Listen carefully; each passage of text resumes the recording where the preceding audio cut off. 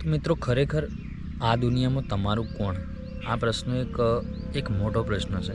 જો તમે વિચારો ને તો આની કોઈ સીમા નથી. તો આ પ્રશ્નમાં એવું છે કે મિત્રો તમે વિચારતા હશો કે ભાઈ બહેન, મા બાપ, સગા સંબંધી, હા બધા છે. એમ નથી કહેતો કે તમે એકલા છો કે તમારું કોઈ નથી. આ બધા આપણા જ છે. પણ ખરેખર વાત કરું તો એ તમારા લોહીના સંબંધ છે કે જે એના સમય પ્રમાણે તમારા સાથે સંબંધ નિભાવે છે, બરાબર. પણ ખરેખર એક વાત પણ એવી છે કે તમે કહેવત પણ સાંભળી હશે કે એકલા રે આવ્યા ને એકલા જવાના.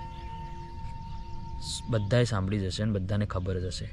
તો એનું કારણ એ જ છે કે મિત્રો જ્યારે આપણો જન્મ થાય છે ત્યારે આપણે એકલા જ આવીએ છીએ અને જ્યારે મરીએ છીએ મતલબ આપણું મૃત્યુ થાય છે ત્યારે આપણે એકલા જ જવાના છીએ.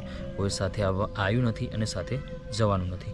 પણ આ વચ્ચેની આ જે મરણ અને જન્મ અને એની વચ્ચેની જે સમય છે ને એમાં અમુક લોકો પોતાનું કર્તવ્ય નિભાવતા હોય છે, જે લોહીના સંબંધ હોય છે આપણા એમનું. તો આ દુનિયામાં એવા પણ સંબંધ થઈ ગયા છે કે અત્યારે જમાના પ્રમાણે કે ભાઈ ભાઈથી અલગ થઈ જાય છે અને ભાઈ બહેનના સંબંધોમાં પણ તિરાડો પડી જતી હોય છે.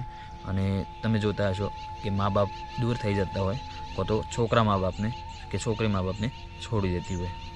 તો ખરેખર આ વાત સાચી છે કે એકલા આવ્યા અને એકલા જવાના. તમારું શું કહેવું થાય છે એ કોમેન્ટ કરજો, કારણ કે આ મારો અનુભવ છે એટલા માટે તમને કીધું. તો ખરેખર આ વાત સાચી હોય તો ફોલો કરજો અને કોમેન્ટ તો જરૂરથી કરજો. જય માતાજી.